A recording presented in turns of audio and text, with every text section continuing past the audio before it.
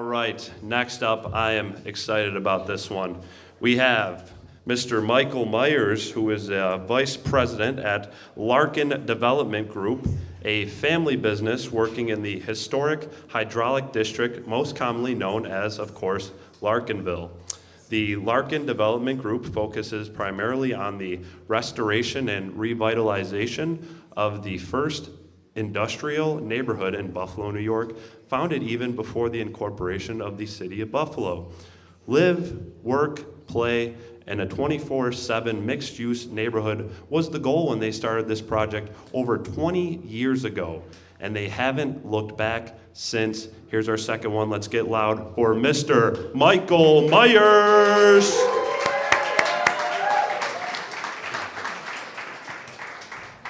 Thank you, Alex. Evening, everybody. Olivia, that was a wonderful presentation. Mine will not be that good. So the 20-second slide, I am long-winded, so this will probably help move things along. Firstly, thanks, Rick Smith. What an amazing setting here down in Silo City. Larkinville, as it's affectionately referred to, is just a bit that way. So we feel some affinity.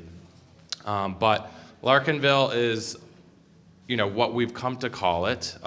It's happened organically, but it was originally the hydraulic district. And as Alex mentioned, that sort of predated the city of Buffalo. It was a sort of agrarian area where there was tanneries, mills, etc.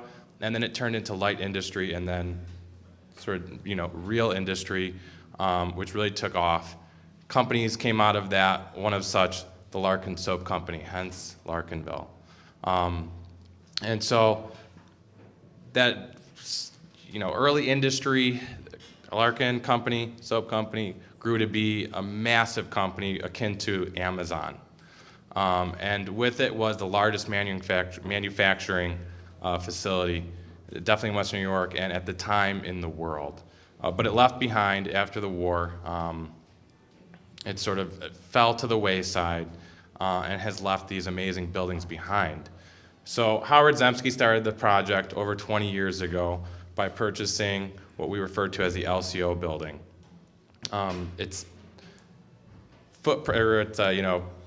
plates are 60,000 square feet, so 10 stories, so sort of a massive undertaking. And at the time, I'll show you some slides, the interior, it had to be completely just raised. And the vision wasn't honestly clear, and it ended up turning into Class A office space. If we had a plan back then, a master plan, it's never what it would have become. So it's been an organic process. But at that time, we knew to attract people to the neighborhood, which had become very distressed, we really had to create a community within a building. We believe that buildings can change lives. And so we looked at putting in great amenities. What would attract people and want to work here? Because this is sort of the outside condition as this project began. So this is basically near Larkin Square. Now there's Hydraulic Hearth, Swan Street Diner, Bratz Hill, which I'll show you in future slides. So the idea was an office building, but a neighborhood placemaking where people can come, live, work, play, and returning the mixed use that used to exist all along Seneca. Bar after bar, restaurant after restaurant, small businesses, vitality. This is Larkin Square before, just sort of nondescript.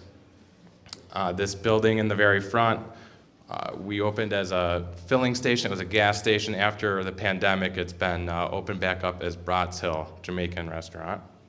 And the Larkin U building and the LCO building behind. This is an overhead view of Larkin Square. Green space, a place where people can be attracted to come to gather, public, private events, etc.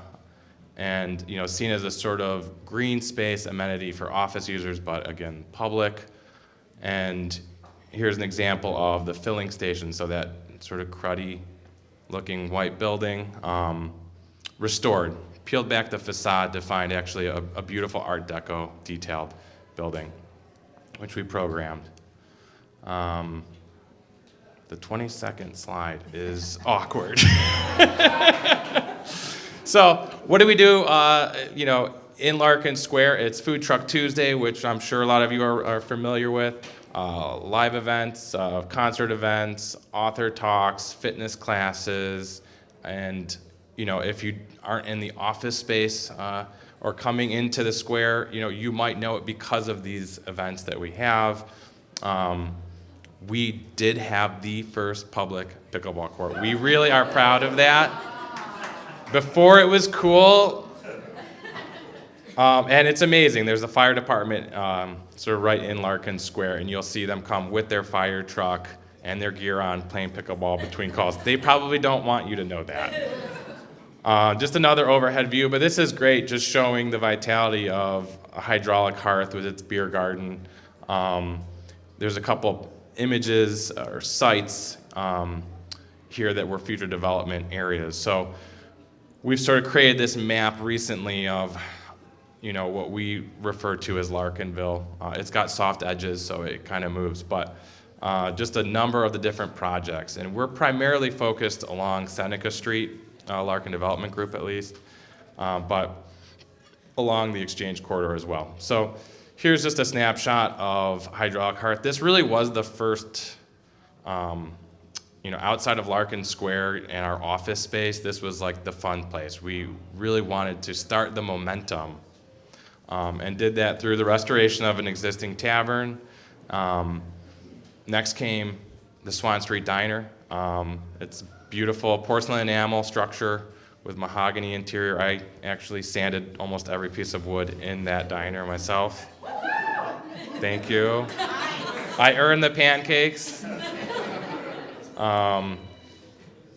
So there's just some interior shots of its sort of restored, state. And it really just kind of goes to show these kind of fun, quirky things that now, I don't know how many of you have been there recently. I work across the street and I don't go there enough because there's always a line. And that's a great thing. We're love to see that sort of success in a small business. This is Millrace Commons. This is our first large new build project. We've done a lot of restoration projects, but this was ground up construction, 70 market rate apartments, and a bunch of retail. I think we have 7 or 8 retailers on the first floor. So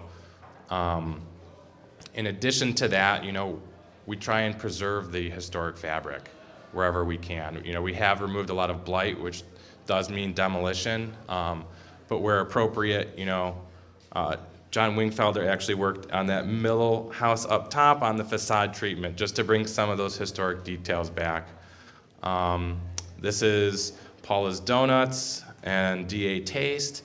These are just smaller infill, the mom and pops upstairs, retail downstairs, business model.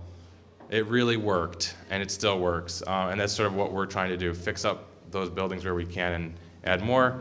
This is our current city clubhouse project, which is a former Larkin social club. It's going to be 9 apartments, some retail. So again, sort of focusing on preserving, restoring the historic fabric, adding to the mixed use neighborhood.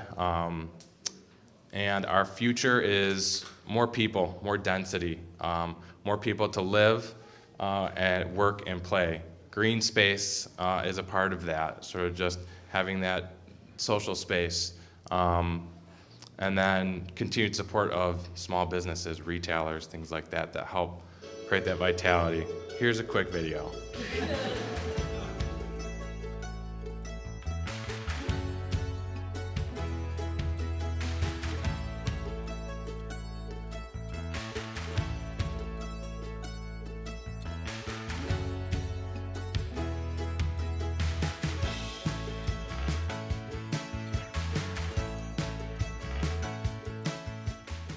Thank you, guys.